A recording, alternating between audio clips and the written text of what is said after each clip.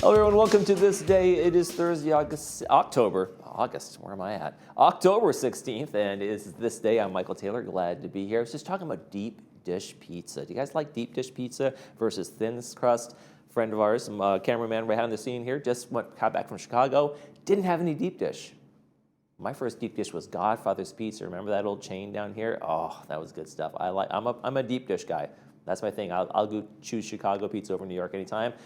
I'm not going to fight you for it, but I'll have an argument with you if you want to. Anyway, on today's show, though, we got some more things to talk about. We're not going to argue about anything, but we're going to welcome GRF folks are going to be in here. Allison Bach is going to be here. President and Treasurer Andy Ginocchio?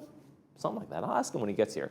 We're going to be talking about the budget. We're going to be talking about new assessments that are coming our way and what that means for us and here in the community and what it means for you. And actually some of the automatic assessments you get out of your bank account might have to be adjusted as well. So stay tuned for all that information and more when we talk to them. All right, we want to keep you informed. We've got an important one for you. If you've already decorated and you put your stuff out there, make sure that you're not in like the common areas. The community does embrace the spirit of the holidays and they love it, but when you put your decorations in common areas, then the mowing can't happen and they will have to mow around it. Make sure that landscaping services isn't kind of being interrupted by your exuberance over the holidays. Make sure those decorations on your property. If you're in common areas, just know that there's going to be mowed around and not going to be any maintenance or trimming and those kind of things around the decorations. All right, let's take a look at our weather forecast. And we got some nice temperatures today. Going to be nice and 73 degrees. Then we have a little bit of a warm up, which usually happens after we get rain. We get high pressure comes in and kind of locks in the warmer temperatures for us. So we're going to have mostly sunny skies all through the weekend, and we're going to have temperatures close to and around 80s. So there we go. And then Monday, look at that. There's a possibility of showers. Don't know if that's going to stay in the forecast through the whole weekend, but right now they're saying possibility of showers and 75 degrees on Monday. So enjoy the dry out while we can and get maybe a little bit more rain coming on Monday. All right, let's take a look at our sunrise and sunset. A beautiful picture here. Look at those clouds. Probably these clouds that just kind of recently went through here from the rain. Hope Bullock sent us this one. It's right over our skies right here in Laguna Woods. Sunrise this morning was 6:56. Sunset tonight is going to be 6:15. If you have a picture you'd like to send us, we'd love to see it. Go ahead and email us, lagunawoodsvillagetv@gmail.com. Make sure you include your name, where you took the picture, and we'll use it in our sunrise sunset segment. Okay, we've got some meetings to tell you about, and then when we come back, we'll be talking with folks from GRF. Stay with us.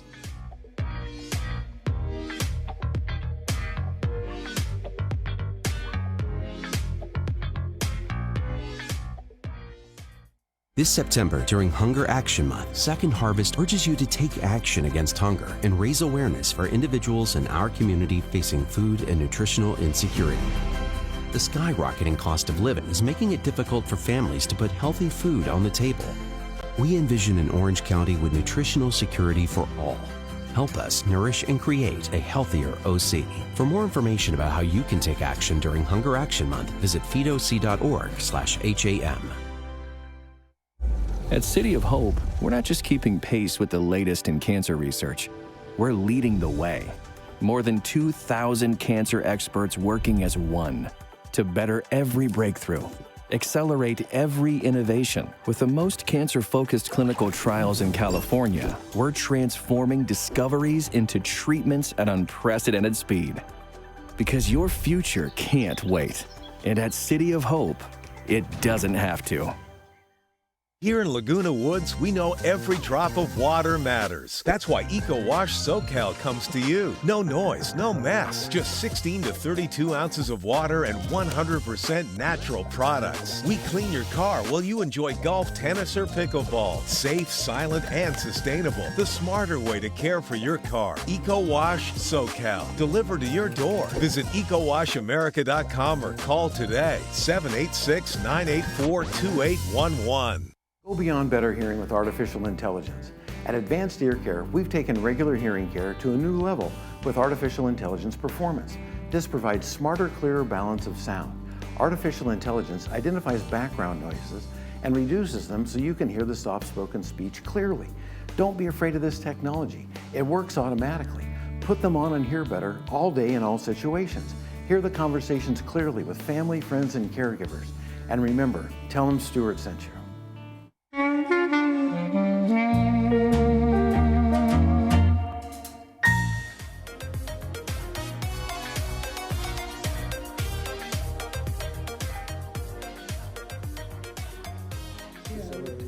We're already starting to talk the conversation, folks. It's a live show. It's no big deal. All right, I want to welcome to the program from the GRF Golden Rain Foundation, Allison Bach and Andy Ganoscio. Thank you guys for joining us today. Good morning. And we're going to be talking about the fun topic of the budget, assessments, and all that kind of stuff. Let's just talk about, you guys have finished, the business plans are now finalized for 2026. So what do the numbers look like? Oh, there they are on the screen, yes.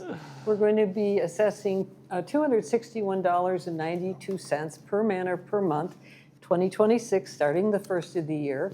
And the budget is derived as part of our legal responsibilities. The state requires that homeowners associations and entities like ours develop a budget well in advance of the start of the year.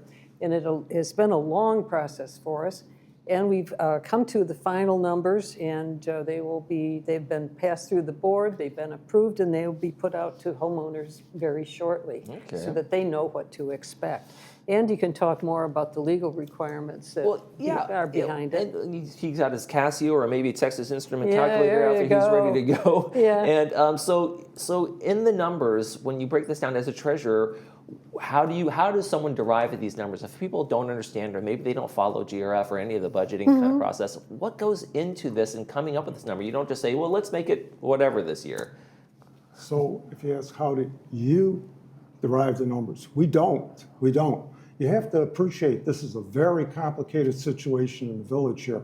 I'll just point out that Village Management Services, VMS, of which you are an employee, actually runs things on the ground level. And what that means is all the employees of the village work for VMS. GRF, Third, United, and Mutual 50 have no employees. That being said, VMS has no assets. All the assets are owned by the housing mutuals and GRF.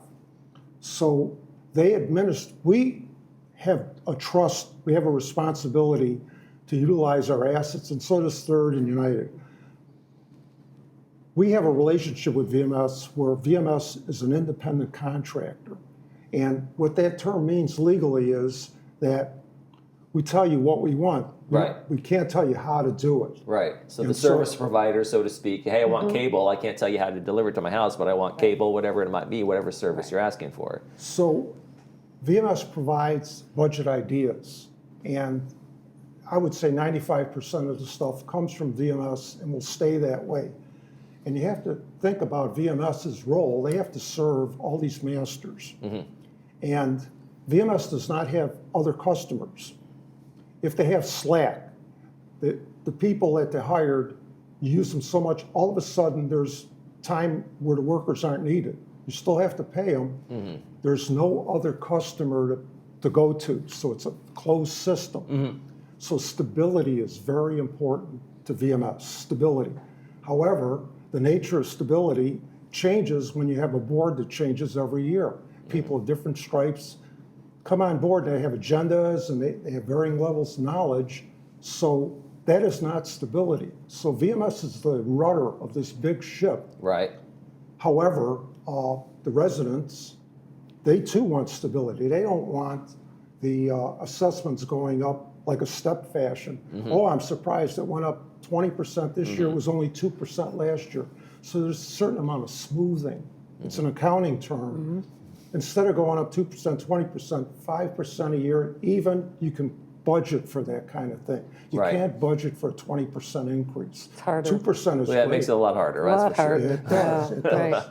So that being said, the other quirky thing about it is that we have to work with the prior year budget as a base. Now, the timing. You know what's coming in terms of insurance, in terms of maintenance. You have a general idea that unless there's any drastic changes, these are going to be in the neighborhood of the numbers from the previous year. And we do get surprises. But when you're talking about a comparison, you're talking about the 25 plan in this particular case, not the 25 forecast. Being in corporate previously, we worked with the forecast. So some odd things can happen. And what I'm going to wrap this all up with is saying Davis Sterling requires us to go through a process In our case, where we have to finish it by early September. Most corporate people, the budget doesn't get done until November. I can tell you that for sure. Yeah. So we're early on stuff, and we have to make assumptions and guesses. And it's really tough to make big changes for or against, pro or con. It's really tough to make big changes. And that's a separate topic for a separate discussion about strategic planning. But anyway, that's what the budget is. Right. Now, let me forgot one more One more thing. Budget consists of two parts, operating and reserves. Two parts. Right. So the reserves are to pay for all the equipment and infrastructure. Operating is to pay for people like yourself and, cutting the Day-to-day grass and that sort of expenses. thing. And because you project so far ahead, those reserves can sometimes be even more vital when it's like, okay, that projection didn't match what their Right. numbers are, and then you borrow from Peter to pay Paul, so to speak, within the finances, right? And to cover Well- for things like that in case something does go over or it turned out to be a lot more because you had to predict so far ahead. Right. That's why, reserves, okay? Some people would say the reserve analyst, which is a requirement under the law, says we need $50 million. But what are the chances next year we're going to spend all $50 million? We're probably going to spend No. 10. There are people in the village, that's how they run their lives. Oh, we need $50 million. And it's the same thing with insurance coverage. When we're covering what are the chances the whole village is going to burn down? What are the chances? No. In our private insurance, our home is covered 100%. We want 100%. The market won't give it to you, and it costs a huge amount, and it's not needed. This is the point, prudency. Yes. We operate under a prudency rule, business judgment rule. And so, how much is enough? Perfect is the enemy to good. How much is good enough is what Good you're enough. going for. Absolutely. Yeah, this is well, I think if we take a look at this, you can see that our operating is the most weighty of the percentages of the 26192, and that's the day-to-day operations. And we've had some big increases in some categories, and we haven't had too many good bits of news that would have saved us money. So everything's going up. People will often say, wait a minute, why is my assessment going up 10% when the consumer price index only shows that it's going to be maybe 2 or 3% inflation? And the answer is that GRF doesn't go out and buy eggs. We don't go and eat at McDonald's or, In-N-Out Burger. We don't go to the dentist. GRF is really a municipal buyer. And what we key into is the municipal cost index, the MCI, not the CPI, the MCI. And that is an index of the kinds of materials, labor costs, and other elements that go into a municipal budget. And it's completely different. And of course, in the last few years, the MCI has way outstripped the CPI. And that's where the bad news, that's why we're up 10%. So where have you guys seen some of the biggest increases in terms of those numbers, and why? Obviously, the bottom line is, why did my assessment go up? Right. Okay. Oh, utilities. Now comes the calculator. Yes, this is. No, I don't need that. No, I don't think yeah. I don't think our residents need No, that. they All don't need to it do is either. Look at the news. Right, Paradise fires, right. terrible. Insurance. Terrible. But other stuff happened, like the Palisades fire. Right. The SoCal Edison's in the business Right. to turn a profit. And on one of those fires, they got nailed with some big responsibility. They're going to pay for it. The insurance commission in California, and it's on, everybody knows this that follows this stuff, there's a lag. And California, it maybe has lagged too much. And what the insurers will tell you is that at some point, we're not going to, if we have to go out of business, we'll leave the state. But if you want us to stay here, we have to raise our rates to cover our costs and give us a decent return. So this year, we're seeing electricity rates going up, compare it in the budget, and then I think this is actual too, 21%, 21%. Right. Wow. Insurance. Now you say, well, last year was the insurance thing with property. Well, it turns out GRF, the type of property GRF owns is very predictable risk-wise. Whereas the housing niches, especially third, I hate to say it's right on the edge of the wilderness. The fire zone. Right, right. So- and we don't call it Laguna Woods for nothing. That's right, exactly. And the thing is, Yeah. last year, we didn't get hit because our property, our buildings are not of a risk profile to cause that. However, this is the year of the vehicle increase. And I know personally, if you've experienced it, people, if not getting canceled outright, are having to pay outrageous 30% increases Right. in auto insurance. It turns out GRF owns all the vehicles in the village. So 18% this year for vehicle insurance. Wow. Wow. We've also had outside services. You know, we can't do the stuff in-house, so we go to outside, and that's been market-driven too. Inflation is hitting them. They have to cover Right. their costs. There's sort of a lag, and it's all catching up. That being said, if you look at what we have internally, our people, the comp and benefits expense, which incidentally is 54% of the total, is going up 3%. 3%. You know, and I thought it would be higher. We have a union contract, which we have to respect, and I think that was 4%. 4%. And the rest is staff. So we are managing our costs where we can, but we are captive to the market to a large degree. Right, yeah, there's some non-negotiables in there. If the electricity rates go up, they go up, and there's Yeah. not a lot of pushback you can give We're there. not in any kind of a safe bubble. Right. You know, the greater outside economic forces impact us. So we do everything we can to control cost internally, but we are locked into things like union contracts, the 4% of our unionized employees, and the majority of VMS employees are unionized. So, and that too is a factor that drives other wage and salary levels.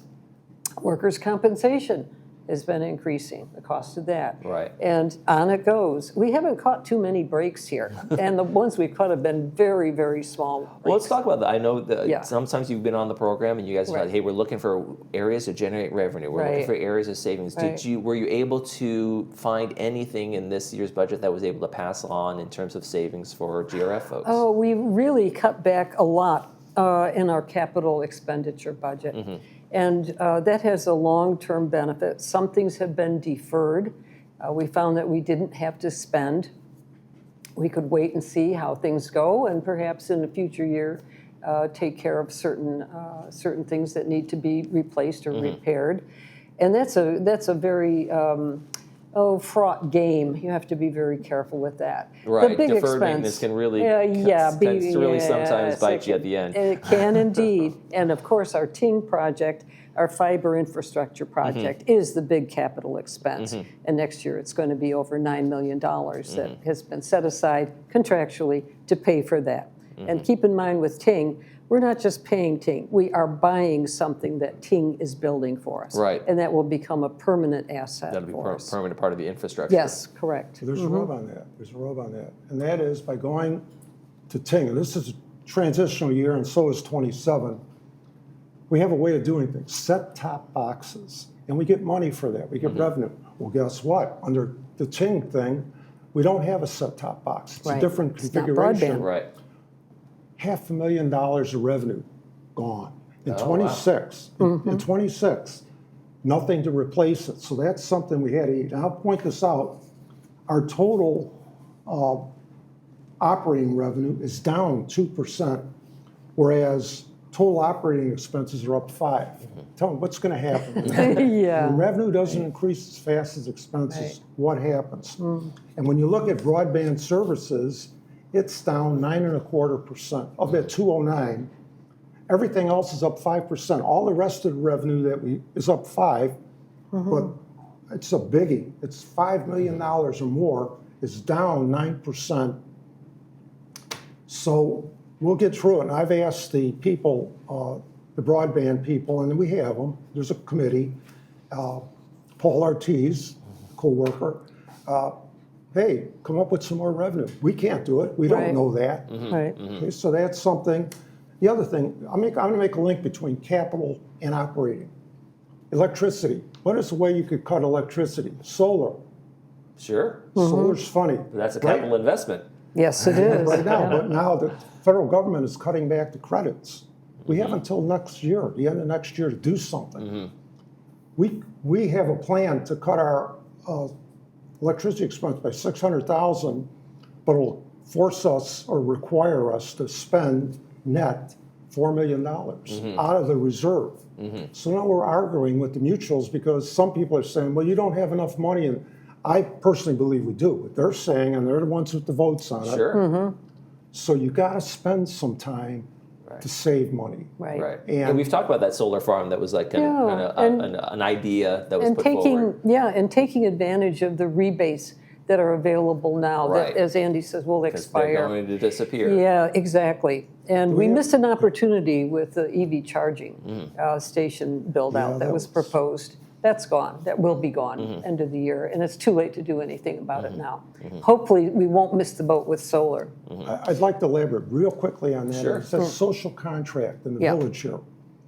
People expect the bus system to be no charge, and it is. And we're not touching that.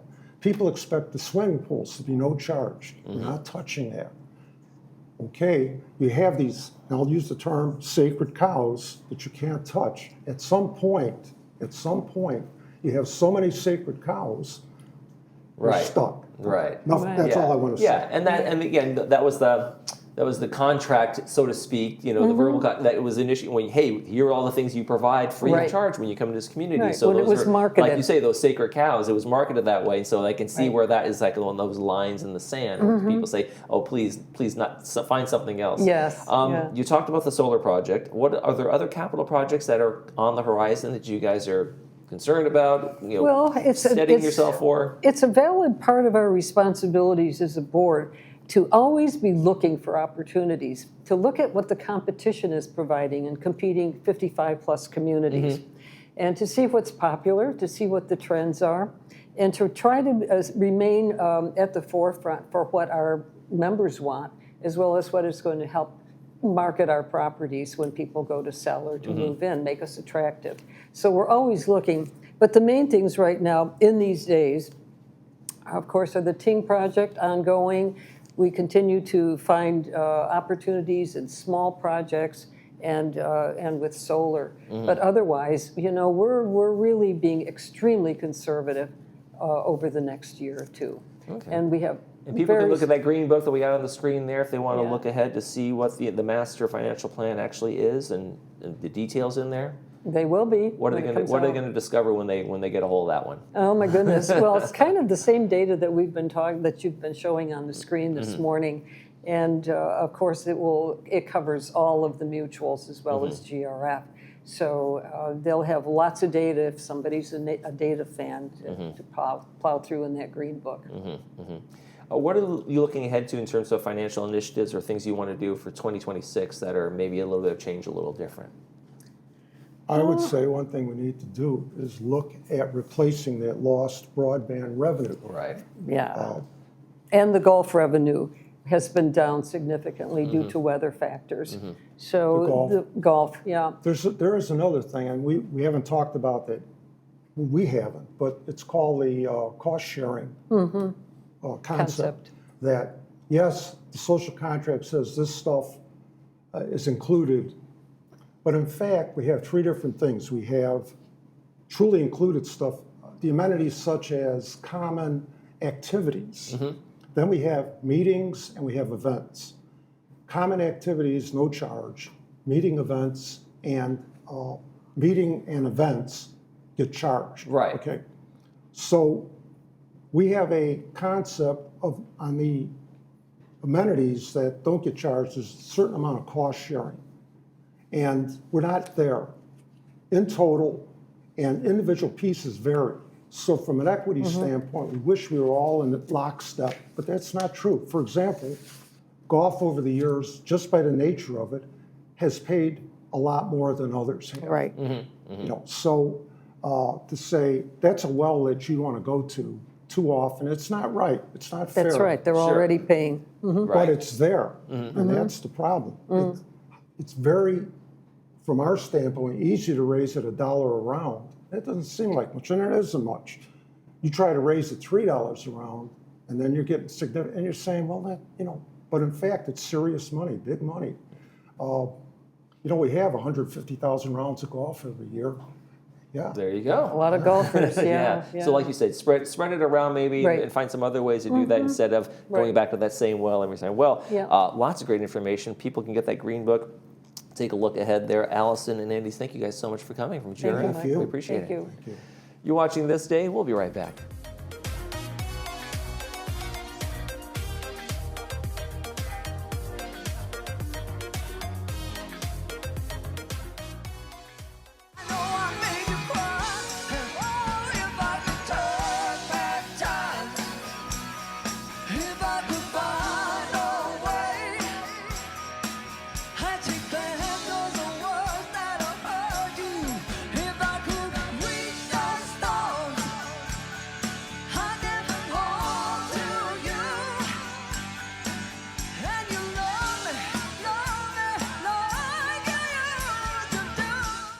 We're Denise and Ann with Legacy Arrangements. We help families plan ahead for future funeral and cremation pre-arrangements. We represent over 70 mortuaries in the Southern California area.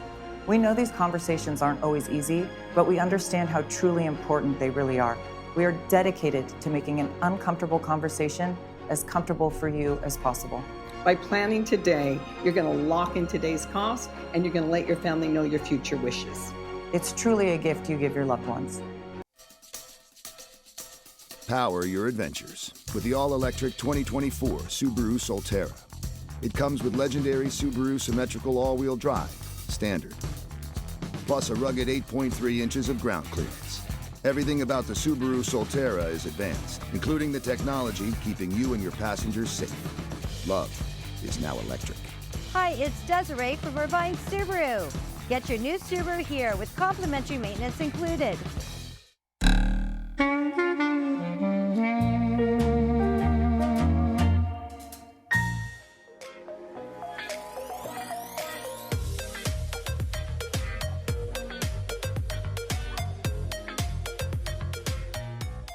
Folks, we got some movie to tell you about, and there's some good ones. We got Almost Famous on Friday. It's a fantastic movie starring Kate Hudson. It's brought to us by RadNet. It's going to be at 2 p.m. with the subtitles and 6 p.m. without the subtitles. A great, great, fun coming-of-age movie based in the 70s. And then on Saturday, we've got another great one, Julie and Julia. Meryl Streep stars in this one. It's brought to us by Advanced Ear Care. It's going to be at 2 p.m. with the subtitles and 6 p.m. without the subtitles. A fun kind of a parallel storyline of these both people who decided to cook a lot for a living. So kind of a fun one. There you go. Quick weather check. We got nice temperatures today in the low 70s, and then we bump up as high pressure kicks in, and maybe even some Santa Ana winds might be this weekend. So 80 degrees looks like for the weekend, then another chance of showers on Monday. That's going to do it for this edition of This Day. Tomorrow on the program, we're going to be welcoming Harvard Eye Associates and Sports Corner. I'll be here too. That's going to do it for this edition of This Day. I'm Michael Taylor. For all of us here at Village Television, we hope you make this day a great one.